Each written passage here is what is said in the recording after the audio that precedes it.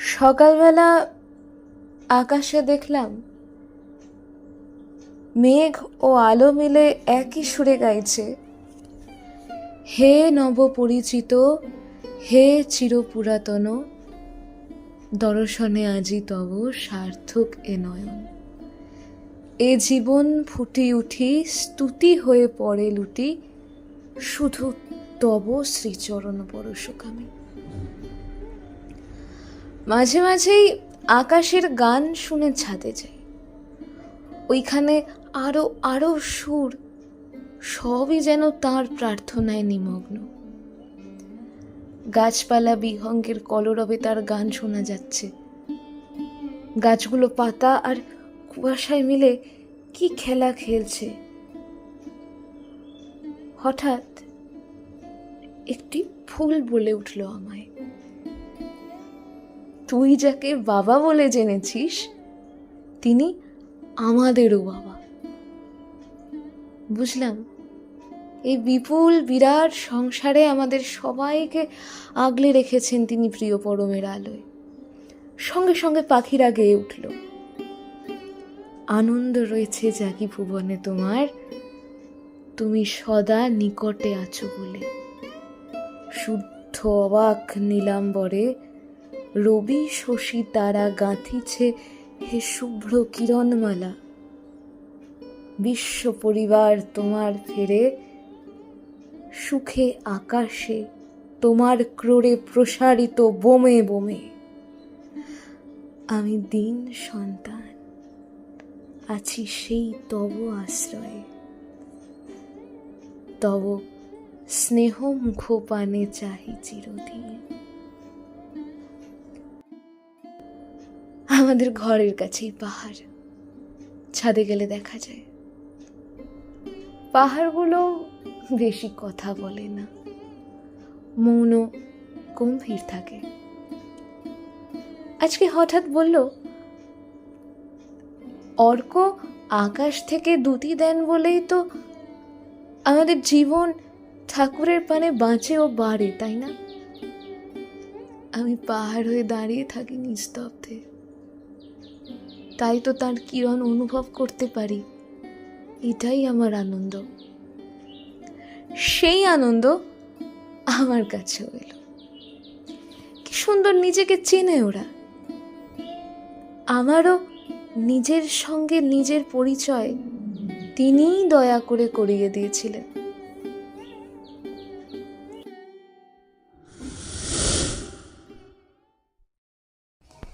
এই গল্পটা একটা আত্মপরিচয়ের গল্প।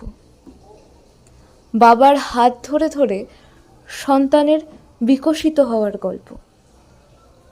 আজ অনেকদিন পরে ভয়েস অফ লবঙ্গতে আপনাদের জন্য নিয়ে এসেছি আনন্দ কথার একটা টোটাল সাব সিরিজ।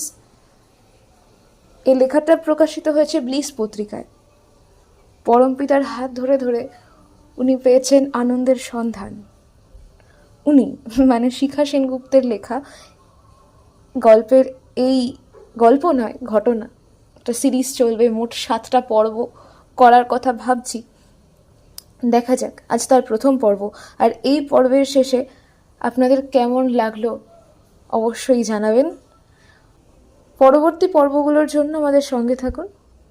আপনারা শুনছেন আনন্দ কথার 17তম পর্ব, প্রাণের তিনি প্রাণনাথ, ধারাবাহিক পর্ব 1।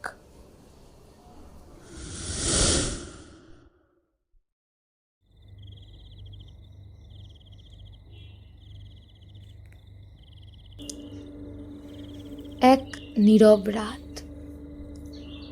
অন্ধকারে আলোক প্রদীপ জ্বলছে পরমপিতার শ্রীচরণে। আর তাঁরই ঈপ্সিত চলন প্রতীক আজ এসেছেন গৌহাটি মন্দির। তিনি বসে আছেন,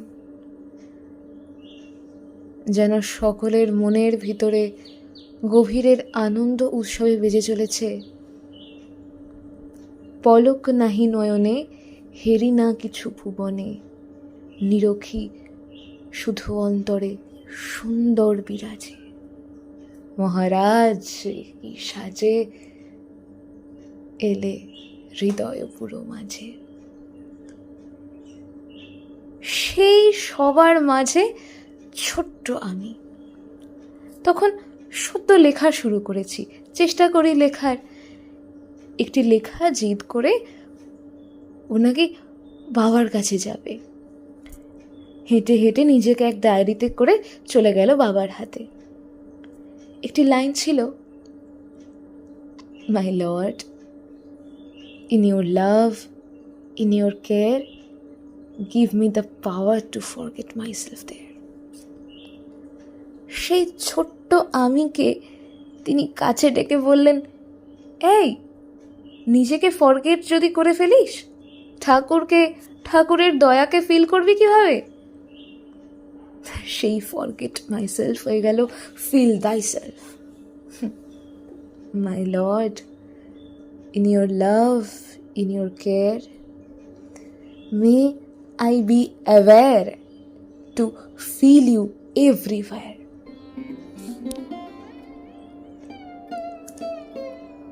বাবা যেন তার অমৃত মন্ত্র পাঠ করে আমার ছোট্ট আমির সঙ্গে বড় আমির মিলন করিয়ে দিলেন। আকাশে বাতাসে সূক্ষ্মে স্থূলে তারই প্রেম বিদ্যমান, আর তার প্রেমেই আমাদের অস্তিত্ব। তাই তিনি বিভু থেকে প্রভু হয়ে চলেন আমাদের হৃদ মাঝারে।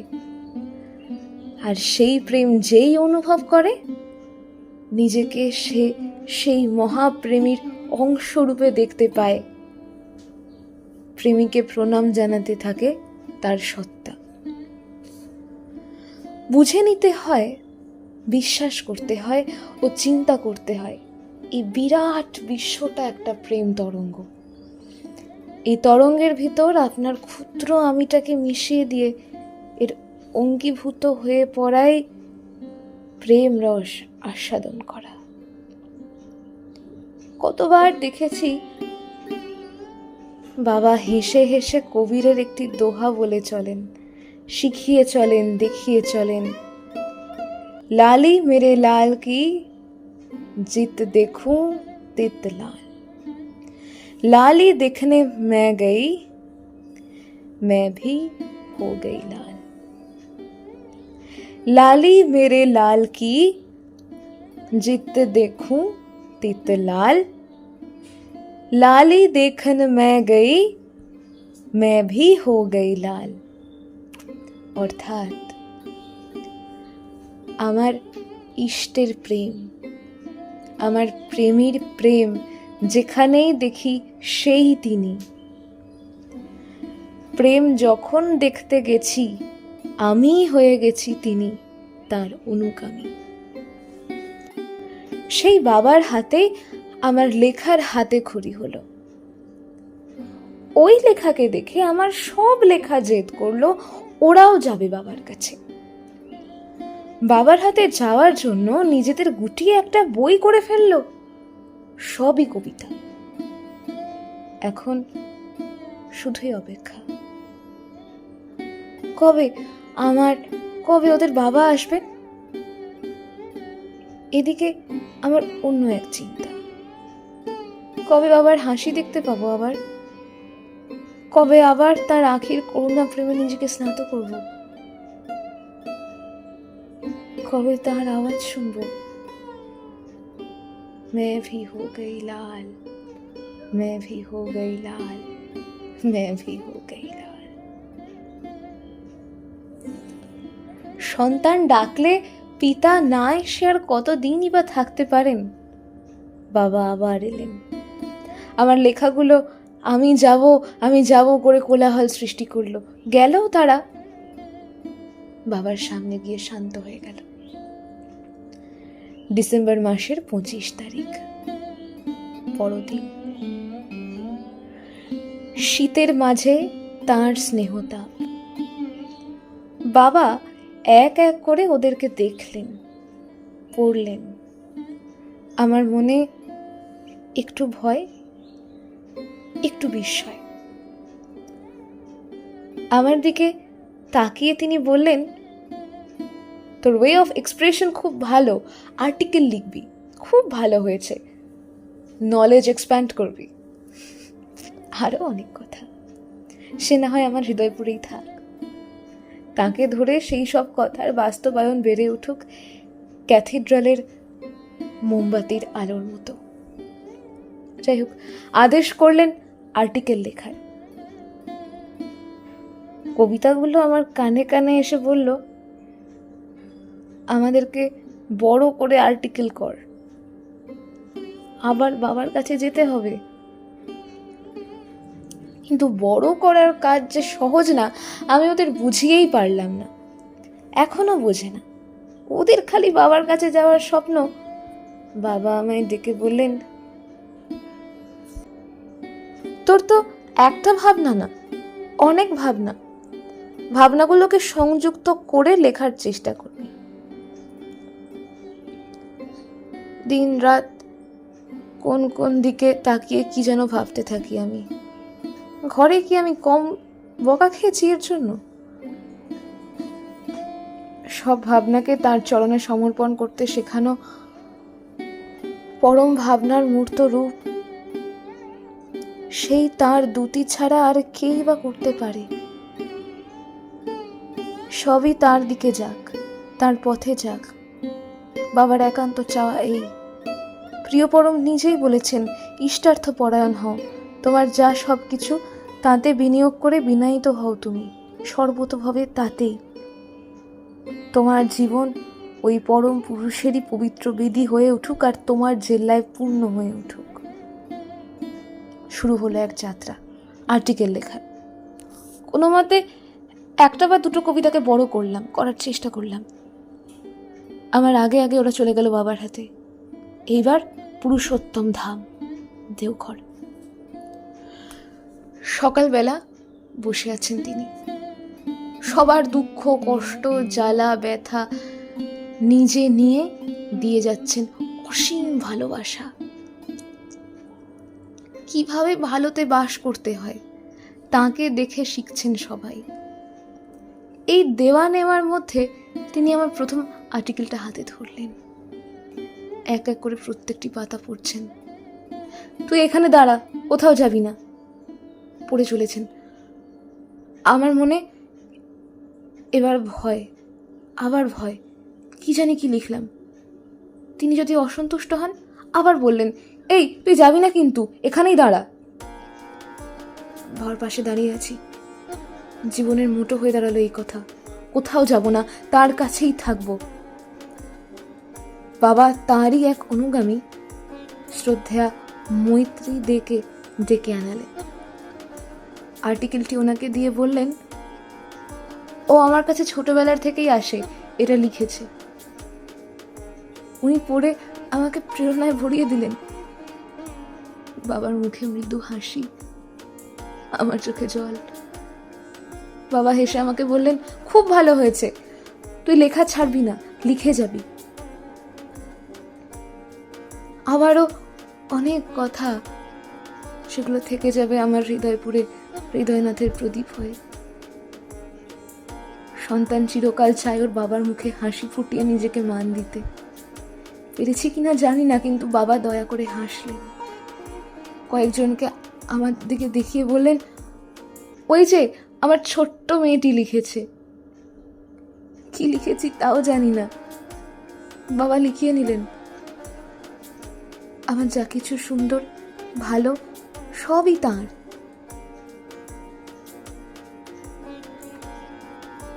ওই দিন ঠাকুর বাড়ির অগণিত তৃণলতা সবাই আমার আনন্দ ভাগ করে নিল। ওদের উপরে বাবা খুব খুশি থাকেন, সব বৈশিষ্ট্যে থেকে ওদের কর্মপ্রবণতা দেখে। লতা বেড়ে উঠছে গাছকে ধরে, গাছ বেড়ে উঠছে ঊর্ধ্বমুখী হয়ে, মাটি ধরে আছে গাছের শিকড়। ফুল সুগন্ধ দিয়ে যাচ্ছে, বায়ু বয়ে চলেছে ফুলের সুগন্ধ ছড়িয়ে। ওদিকে নদী চলেছে সাগর অভিমুখে, সাগর নিজের বুকে নদীকে নিয়ে চলেছে। চন্দ্র রবি তারা আলোকিত করে চলেছে আকাশকে, আকাশ আবার আলো অন্ধকারের রং মিশিয়ে অপূর্ব চিত্র এঁকে চলেছে। ওরা সবাই এসে নাকি পরম প্রেমময়ের চরণে প্রণাম করে যায়, তারপর বাবার কাছে এসে কি সব কথা বলে, আর প্রণাম নিবেদন করে আবার নিজেদের কাজে চলে যায়।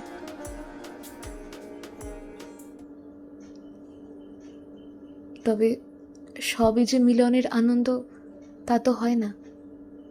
এসে গেল আরেক পরীক্ষা, বিরহ রূপে। এই সুন্দর ভুবনে হঠাৎ এক মহামারী। আমি আর বাবা একসঙ্গে থেকেও অনেক দূরে। তার কাছে আবার একদিন যেতে হবে। মনকে এই বুঝিয়ে সান্ত্বনা দিলাম। লেখাগুলো কান্না করতো। ওদেরকে বোঝাতে বোঝাতে আমি নিজেও কেঁদে ফেলতাম। আর ভাবনাগুলো, যার নাকি কথা ছিল সংযুক্ত হয়ে আর্টিকেল রূপে জন্মাবার, ওরা তো কিছু বলাই বন্ধ করে দিল। বাবাকে দেখতে না পেয়ে সমস্ত এক্সিস্টেন্সটা যেন কেমন একটা হয়ে গেছে। বাবার কাছেই আছেন আমার, তবুও তো মন বুঝেও মানতে পারে না। কিন্তু না, থেমে গেলে হবে না। থেমে গেলে পরম দয়ালের কষ্ট হবে। কোথায়? বাবা তো থেমে নেই, এই প্রকৃতি তো থেমে নেই। ওই মৌন পাহাড়গুলো যেন আমায় বলে যাচ্ছে, কর্মণ্যে বাধিকারস্তে মা ফলেষু কদাচন, মা কর্মফল হেতুর্ভূর্মা তে সঙ্গবস্তু কর্মণি। অর্থাৎ কর্ম করাই তোমার কর্তব্য এবং অধিকার, কর্মের ফলে না। অতএব ফলেও আসক্ত হয়েও না, অকর্মণ্যতাতেও আসক্ত হয়েও না। ভাবনা ও লেখাগুলোকে বোঝালাম, ওরা যেন আরেকটু ভালো হয়ে আরেকটু ইষ্টমুখী হয়। বাবাও ওদিকে সবার অপেক্ষায় থাকলেন। আমরা তো আমাদের কষ্টটাই ভাবছি। তারও যে কষ্ট হচ্ছে তার সন্তানদের দেখতে না পেয়ে, এটাও ওদের বললাম। দিন কেটে যায়, তবু দেখা নাহি পাই। যেন এক মরুভূমি, কবিগুরুর ভাষায় দীর্ঘকাল অনাবৃষ্টি, অতি দীর্ঘকাল। হে ইন্দ্র, হৃদয়ে মম দিকচক্রবাল ভয়ঙ্কর শূন্য হেরি, নাই কোনোখানে সরস সজল রেখা। কেহ নাহি আনে নববাড়ি বর্ষণের শ্যামল সংবাদ। আমাদের এই বেদনায় বাবাও চেয়ে আছেন আমাদের দিকে তার সজল করুণ নয়নের আলোক দিয়ে। সন্তানের দিকে যেমন মা চেয়ে থাকেন, তিনি শুনতে পারছেন এই অসংখ্য প্রাণের ডাক। চাহো নাথ চাহো, জননী যেমন চাহে সজল নয়নে, পিতার ক্রোধের দিনে সন্তানের পানে। এরই মাঝে এই বিশ্ব সংসারের যিনি অশোক সত্তা, পরম পূজ্যপাদ শ্রী শ্রী দাদা, যার আশ্রয়ে কোনো শোক থাকে না, তিনি লোকচক্ষুর আড়ালে চলে গেলেন। চিরপুরাতন হয়েও চিরনবীন আমার বাবাকে আমি আর এই ব্রহ্মাণ্ড আচার্যরূপে বরণ করলাম। বিরহ খানিকটা শেষ হলো। মনে হলো 1 শতাব্দী পর ঠাকুর বাড়ি গেছি। আমার পরম দয়াল পরম প্রেমী বসে আছেন। আমার ঠাকুর, আমাদের সবার ঠাকুর, সবার মাঝে তার প্রাণ। তিনিই তো প্রাণময়। বাতাসে ও মনে বইছে সুর তাকে দেখে। একক অখণ্ড ব্রহ্মাণ্ড রাজ্যে পরম এক সেই রাজেন্দ্র রাজে, বিস্মিত নিমেষ হত বিশ্বচরণে বিনত, লক্ষ শত ভক্ত চিত বাক্যহারা। ঠাকুর আমাদের বাবার কাছে পাঠিয়ে দিলেন। আমি, আমার লেখা ও আমার ভাবনারা ছুটে গেলাম বাবার কাছে। বসে আছেন তিনি। অসংখ্য লোকের মাঝে শুভ্র আসনে বিরাজ করছেন, শান্ত ও শান্ত ভাব মিশে একাকার তার মুখে। বাবার শরীর ও আচরণের প্রত্যেক অনুপরমাণুতে ধ্বনিত হচ্ছে, লালি মেরে লাল কি জিত দেখুं তিত লাল, লালি দেখন मैं गई मैं भी हो गई लाल। ক্ষুদ্র কিছু একটা নিয়েছিল আমার ভাবনা তার জন্য, আর লেখা তো আছে। আস্তে আস্তে গিয়ে আমরা 3 জন প্রণাম নিবেদন করলাম। একটু পরে বাবা ডেকে নিলেন। আমার ভাবনার ওই জিনিসটা দেখিয়ে আমাকে জিজ্ঞেস করলেন, এই তুই ওটা কি এনেছিস? 3 জনের সঙ্গে আর একজন যোগ হলো, কান্না। এখন এই কান্না এসে বড় মুশকিল করে দিল আমাদের জন্য। অঝরে কেঁদে যাচ্ছি। কোনো মতে আমার ভাবনার একটি অংশ শব্দ হয়ে বেরিয়ে এলো, তবু কান্না তো থামে না। বাবা পুরোটা শুনে বললেন, তুই যে ভেবেছিস এটাই তো বড় কথা, তুই যে মানুষের জন্য ভাবিস এটা কত বড় কথা। আমি কেঁদে যাচ্ছি, তবু আমার মুখে হাসি ফোটানোর জন্য তিনি একটু মুচকি হেসে আমার দিকে তাকিয়ে বললেন, থ্যাংক ইউ। আমার লেখার ফাইলের দিকে তাকিয়ে আবার জিজ্ঞাসা করলেন, আর কি এনেছিস? আমি বললাম, আগে বাবা, আপনি বলেছিলেন লেখা ছাড়বি না, আমি ছাড়িনি। আবার হেসে তিনি তার আরেক অনুগামীর কাছে, অর্থাৎ শ্রদ্ধেয় গোড়াদার হাতে লেখাগুলো দিলেন। আরো অনেক কথা, যা সববারের মতো এবারও আমি যত্ন করে আমার প্রাণের মাঝে রেখে দিলাম। একদিন তিনি মৃদু হাসি দিয়ে উচ্চস্বরে বললেন, ঠাকুরের লোক যা চায় তাই হয়। এই সহজ কথার মাঝে এক পৃথিবী দর্শন। ঠাকুরের লোক ঠাকুরকে ছাড়া আর কাকেই বা চাইবে? ঠাকুরকে চাওয়া মানেই যে সব পাওয়া, বুঝিয়ে দিলেন অনায়াসে। ঠাকুরবিহীন অন্য চাওয়া হলে ঠাকুরের লোকই বা হলাম কি করে? আর বাবার মুখে সেই মৃদু হাসি আবার বলে দিল, জীবনের সাধনা জীবননাথের লোক হওয়া। সন্ধ্যায় তিনি বুঝাচ্ছেন আমাদের সবাইকে, জীবনের পরীক্ষায় কোয়েশ্চেনগুলো আননোন, আনসিন। ঠাকুর থাকলে ওই পরীক্ষায় অ্যান্সার দিয়ে পাশ করা যায়। ঠাকুর কোনো সময় বন্ধু রূপে, কোনো সময় স্বামী রূপে, কোনো সময় সন্তান রূপে, আবার কোনো সময় পিতা রূপে আসেন। তাকে চিনতে হয়, জানার কোয়েস্ট থাকতে হয়। এই কথা শুনে উপরে আকাশে ও অন্য সব লোকে যত দেবগণ আছেন, যত প্রাণ স্পন্দন আছে, তারা সবাই যেন মন্ত্রস্তুতি করলেন সেই পরম কারুণিকের পানে, যুগ পুরুষোত্তমের পানে। মোচন অঘদূষণ জগভূষণ চিৎঘনকায়, জ্ঞানাঞ্জন বিমল নয়ন বিক্ষণে মোহ যায়।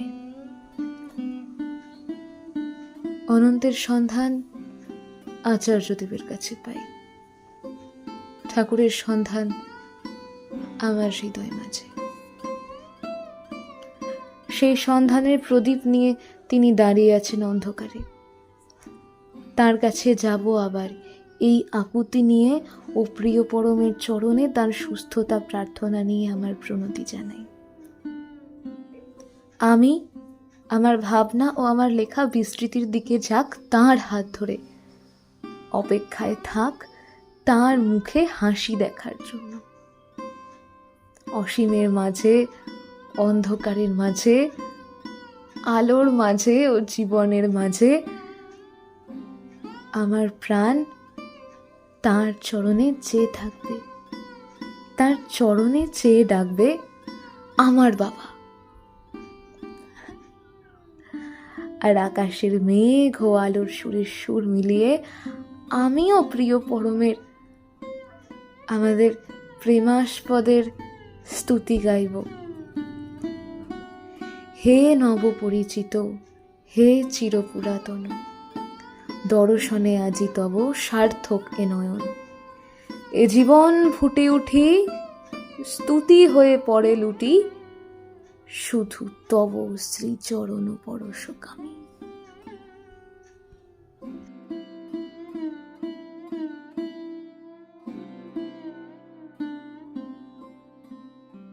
আজকের এই প্রথম পর্বটা আপনাদের কেমন লাগলো অবশ্যই জানাতে ভুলবেন না। ফিরে আসবো পরের পর্ব নিয়ে, তবে তার আগে জানাই, যদি আপনিও আপনার জীবনের কোনো একটি আনন্দের ঘটনার কথা আমাকে লিখে পাঠাতে চান, তাহলে স্ক্রিনে দেওয়া মেল অ্যাকাউন্টে মেল করতে পারেন, অথবা ডিসক্রিপশনে দেখবেন এই মেলটাই দেওয়া রয়েছে। বাংলায় টাইপ করে লেখাটা আমাকে মেল করতে পারেন, তবে আমরা আপনার লেখা নিয়েও কাজ করতে পারবো। আপনার জীবনের আনন্দের ঘটনাও আমরা মানুষের কাছে পৌঁছে দিতে পারবো, যাতে ওই পজিটিভ হিলিংটা একটু আমাদের ভালো করে হয়। ঠিক আছে, তো চলুন আজকের পর্ব এটুকুই। সকলে ভালো থাকবেন, সুস্থ থাকবেন। জয় গুরু।